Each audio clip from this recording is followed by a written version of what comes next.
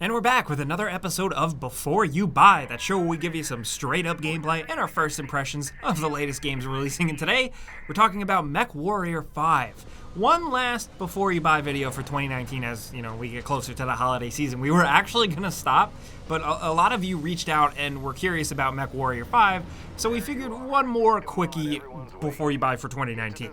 Now, keep in mind, this is very much first impressions, and this gameplay captured is from the early hours of the game. But it seems like MechWarrior 5 is a solid mech game. It's from Piranha Games, and with their last foray being MechWarrior Online.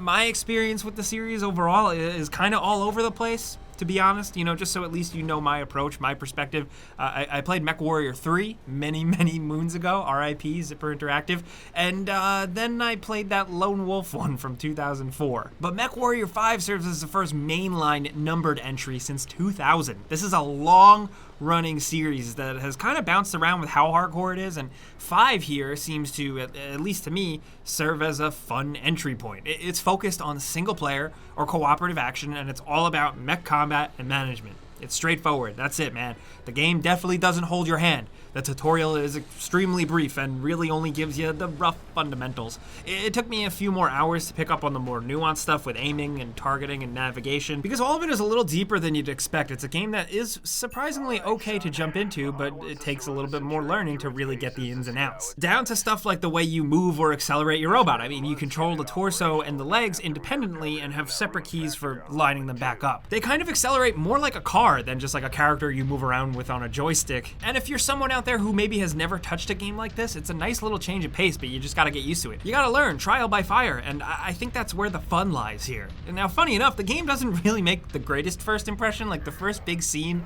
after the tutorial looks kind of rough and just feels weird, and then the first initial characters you meet kind of just seem lifeless. Really, honestly, it's all about just kind of outfitting your mech and getting your next mission, and the story stuff in between just doesn't quite do it for me. And also, Elias Tefexis, if that's how you say his name, he drops in as a character. He's the voice actor behind Adam Jensen from Deus Ex, and that was kind of awesome. But what I was getting at is that at first, really quickly, the game starts slow. You get access to smaller, faster, less capable mechs, and the good, larger scale battles come a little later on.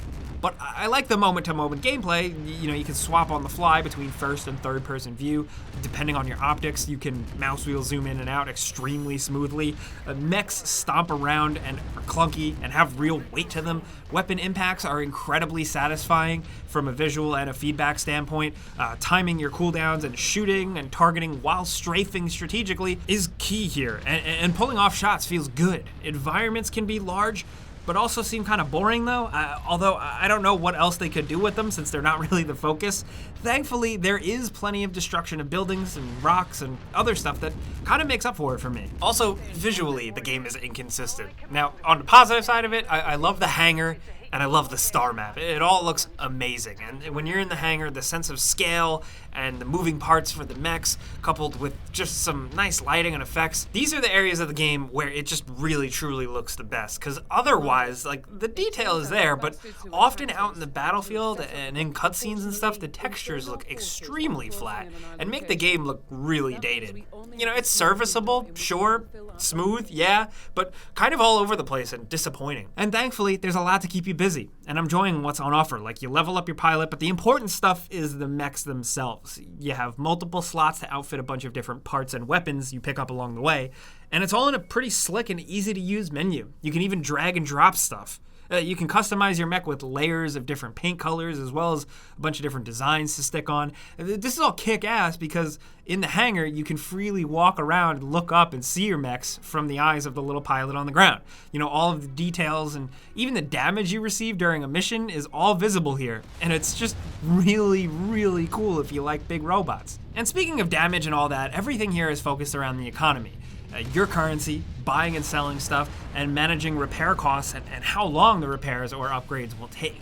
This is all accessed via a terminal, which is then also your mission planning terminal where you take on new contracts. You can negotiate how much you get paid upon completion, how much insurance you get paid out to help cover the cost of the damage to your mech, and then you head out on a variety of different mission types. sometimes hunting things down, sparring with larger or just a bunch of other smaller opponents, sometimes attacking and destroying buildings, and sometimes defending them. Sometimes you have allies of which you can give commands, which they're honestly kind of dumb sometimes, but still, the stuff they make you go out and do is fun because the core gameplay mechanic of piloting your robot is so satisfying. You know, this is a classic PC gamers PC mech game, but in 2019. It stays true to what it is. It doesn't really tear anything out or fluff it up too much. MechWarrior 5 is what it is, and it seems like it has no shame. It knows what type of player it's for. But again, this is just a brief overview. I'm curious to see where people will actually take this one. Like, if that player that this game is designed for, you know, are they actually gonna really want it? The hardcore mech crowd. From utilizing more of the co-op stuff to playing with a full control stick rig, which is really how it should be played, that's just the stuff I can't quite judge on here. You know, will it be embraced? Will people buy it on the Epic Games storefront? I don't know. But at first glance and some time with it, it's a fun MechWarrior game that is very much MechWarrior. It feels good, it looks decent, and there's plenty of mech fan service. Is that a thing? So the game is pretty okay. You know, it doesn't seem to blow the doors down on anything, and it can use some tweaks here and there, which I think the developers will definitely keep up on. I've seen some complaints at balancing, and you know, I definitely think the AI needs to be improved big time. But yeah, I think it's fairly decent fun, but I know mech fans have a very particular taste that I can't quite define here. Regardless, that is a before you buy, a very quick one. You know how this goes by now. I give you some pros, some cons, and some personal opinion, and now I want to hear yours down in the comments. If you're playing MechWarrior, or if you've been playing MechWarrior since the early 90s, let's talk. What do you think of this one? I'd really want to hear your perspective. But if you enjoyed this video and maybe learned a thing or two, clicking the like button is the best way you can help us out. We'd really appreciate that. And if you're new, maybe consider subscribing and hitting that notification bell because we put out videos every single day. Either way, thanks for watching, and we'll see you guys next time.